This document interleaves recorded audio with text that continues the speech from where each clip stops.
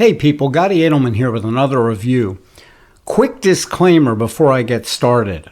I have been a fan and owner of a 1911 for well over 30 years, Colt Combat Commander. So I'm going to come at this with a pretty harsh attitude. Like many Colt owners, we have the attitude that it's either a Colt or it's not a 1911.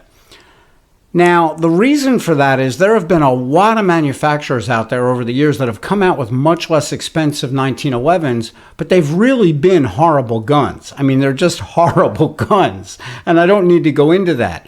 I am not knocking the big boys, be it Springfield or Kimber or Wilson. You can get a fantastic 1911, but you're going to spend well over $1,000. So when Rock Island Armory agreed to let me review their 1911, I was kind of excited because I've looked at the reviews and this is a little bit different from some of those other off-brands. And I really want to show you a quick out of the box, and then we're just going to take it to the range and really see what this is all about. So first, let's clear this weapon and then we'll tell you a little bit about it. So as you can see, no rounds, gun is empty. Okay, so you've got a 7-round magazine, so you're 7+1 if you choose to carry one up top. And when you purchase this, it comes with a second magazine. Again, that's something that you really will not get unless you want to pay through the nose from one of the big boys. You've got your owner's manual, your gun lock, and then your inspection and 2 rounds from the factory. So this is what comes with the weapon right out of the box. As a matter of fact, I just got this today, so I haven't really even looked this over. But I do want to run over some numbers with you real quick before we go out to the range so you know what we're dealing with. This is the Rock Island CS Ultra. Now, they make an FS, an MS, and a CS. The FS is a full size, the MS is a mid-size, which would be along the size of my Combat Commander, and then you've got the CS, which is the compact, and this is really a subcompact.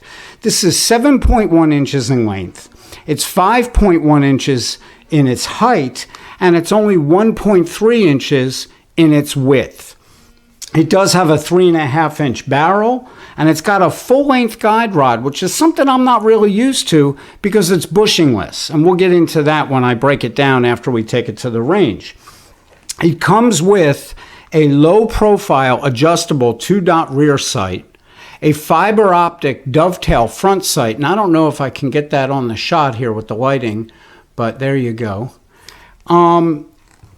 It's got ambidextrous safety, so regardless of which side we're working off of. Again, all these nice features that you would pay through the nose for. The skeletonized hammer and trigger, all designed to be snag-free. It's a really, really nice gun. It has a parkerized matte coating both on the slide and the frame, and it comes out of the box with a 4 to 6 pound trigger pull. Now, the retail on the Rock Island Arms website, manufacturer suggested, is $731, which, although being inexpensive in comparison to the big boys, I've seen it as low, and I believe it was Bud's, I've seen it as low as $549. So if this shoots half as well as it looks, that is a steal, because that's going to be well below half the price that you would pay for any of the other big boys, as I mentioned. So we're going to take this to the range, and then we'll come back and we'll finish up the review. Now, the first shots that I took out of the box, the very first 7, that was at 12 yards. And after that first shot, I actually was consistently in the black, which is about a 6-inch area, which is not bad for a new weapon that I've never fired. Out of the box, the weapon is extremely accurate. I would have preferred a smaller grouping, but 200 rounds, I was in the black with every single shot, and I was very impressed overall. Now that's an 8-inch gong at 12 yards, and I just did it because I enjoy the sound it makes. There's nothing like hitting a gong at 12 yards with a 45. It was actually a lot of fun. So this is the first 7 rounds right out of the box. Watch what happens on the third, right there. I have my first jam. Once I clear it, the rest of the magazine went well. Now here I'm running 2 magazines. Take notice. First magazine is fine all the way through. And then with the second magazine, I have that same problem on the third and then the 5th round. Right there and right there.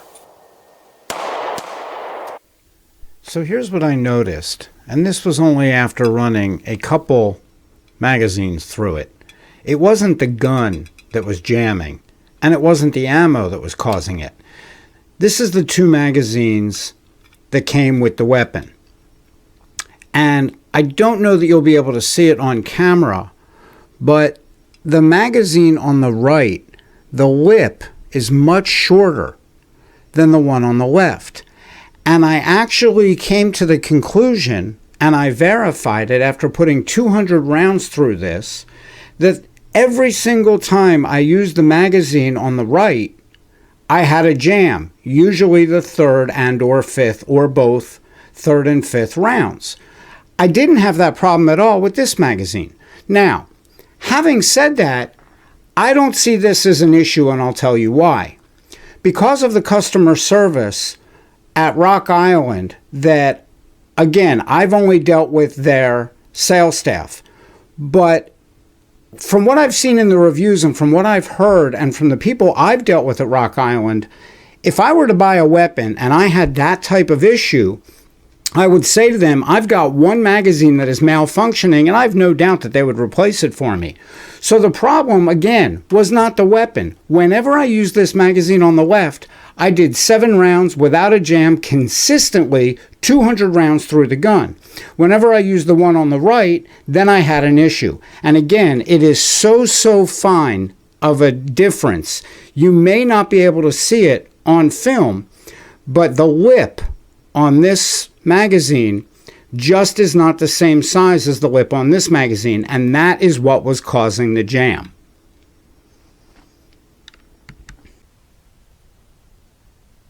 So a little bit of history that I found rather surprising when I researched Rock Island Armory.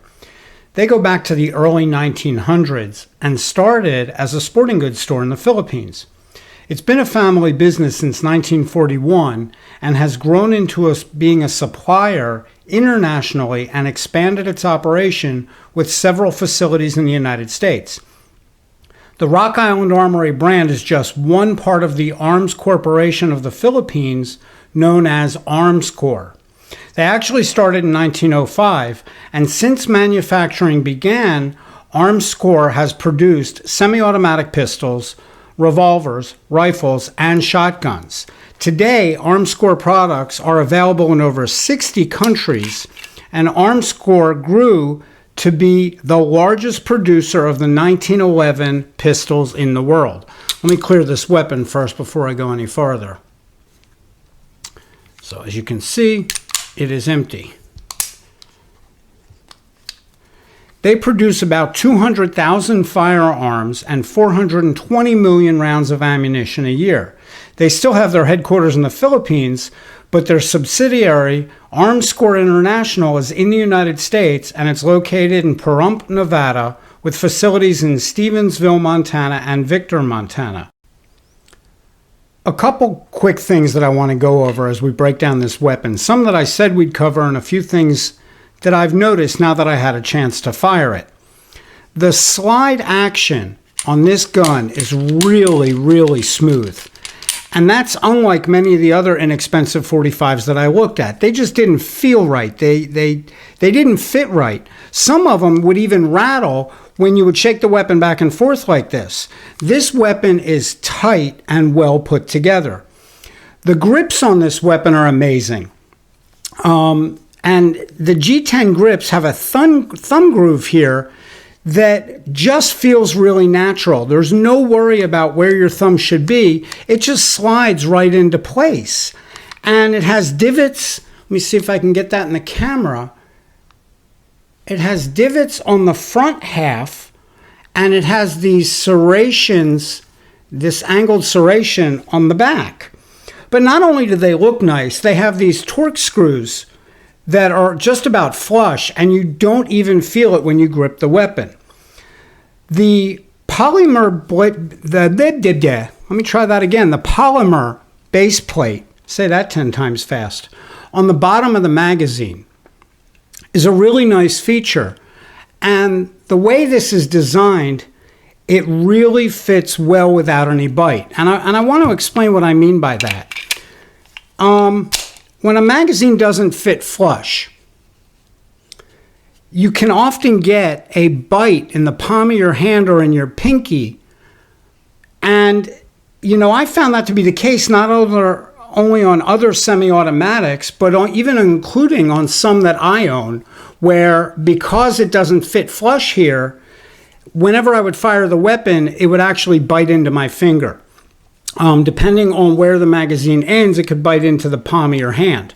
So you don't get that with this. Everything here is really fit. It's design overall, everything fits really well. Now you'll also notice that it has a flared magazine well. And this makes for really quick, easy, and smooth reloading. And I just bumped the camera, pardon me. The magazine ejects with such ease. And let me show you here on an angle. Rather than just doing it up and down, you know, like this, let me do it on an angle and show you, because that thing just about shoots all the way out of the gun. There is absolutely, I mean, it just flies out of the weapon when you push the button. Now, as I mentioned in the beginning of the video, this 1911 has a full-length guide rod, but it has no barrel bushing. Now, that's a little unusual for 1911s as far as that design, because the barrel bushing is what holds the barrel in place in relation to the slide, and the tighter the fit of the bushing, the better the accuracy. But because Rock Island has belled out towards the end of the barrel, where it meets the slide, as you can see here, if I can get that in the shot and focus, it actually flares out. It bells out and flares out where it meets the end. And because of that, it's been proven to be more reliable and accurate. But it does require a bent paper clip or a similar tool to be used if you want to field strip the gun. So I'm going to take it off camera here for a minute, because the lighting, the way it's set up, it's difficult for me to see where that hole is in relation. Okay, so what you have to do is there's a little hole in here, and I don't know if you can see that right there. You put a paper clip, or you can use a pick. Paper clip works fine. And you release the slide. And what that does is it actually makes the slide totally free. And you can line it up just like on any other 1911. You see that little notch right there? You line that up right there, and this just comes right out, and then you can just slide the weapon apart. So that is the main and only difference that I've seen between this weapon and regular 1911s that have the bushing. Now, I want to say, I haven't cleaned this weapon since I fired it, so it's going to be a little grungy. I put 200 rounds through it. To remove this, you just slide it back, and you can see it's a full-length guide rod. And this is holding the tension on the spring with that paper clip. To remove the barrel, it's pretty much a simple process. You just slide it right out the front, and hopefully the camera caught that. And putting it back together, it's the same thing. You bring that back in place. You put that back in place. And you put your guide rod back through. Now, very important, you have to make sure that that is up, because that is what this fits through and holds it onto the frame of the gun. So you put this back together thusly. And what we'll do is we'll just line up that piece there, get it started. Once it's through, we bring the slide back to where that notch is, snap it into place. We can then remove our paper clip. I want to show that again on film so you can see where it goes. Just remove the paper clip, and then you can check the action of the slide. Now, the bottom line is this. If you're looking to buy a 1911 in any size caliber, but you can't afford it or you can't justify the cost that you would pay from one of the so-called big boys, then Rock Island Armory would be right up your alley. Now, if you don't need or you don't want all the features that come on the Ultra series, Rock Island Armory actually has seven different series to choose from, and their standard GI 1911 starts at only around $500. For an inexpensive 1911, either as an everyday carry or just to add to your collection, the Rock Island Armory 1911s really can't be beat. Here's something that I did find out after I did the first portion of that video. They do have a limited lifetime warranty, and it covers not only the entire firearm, but the parts. So what I talked about with that hiccup in that one magazine, that would be covered. Now, it does come in at over 2 pounds. I believe it's 36 ounces, maybe a little more. So it's a heavy gun for an everyday carry. But if you're looking for a 1911, you're going to be expecting that anyway. Anyone who's ever carried a 1911 is going to be used to that weight. If you want to switch over and use it as an everyday carry, I'll warn you, it's going to get heavy. It's definitely not, a Glock or a SIG or the new Springfield Hellcat, etc., that is made with that polymer plastic. This is an all-metal weapon, so it's kind of hefty. But going into this review as a die-hard Colt fan and owner, I honestly didn't think that I would like this 1911 that much, let alone that I'd be recommending it. So if you're still on the fence and you're unsure, here's what I recommend. Go to your local gun store, take a look at the Rock Island Armory 1911 collection, and like me, you may be very surprised. So until next time, as always, I've got your 6, and we'll see you at the range.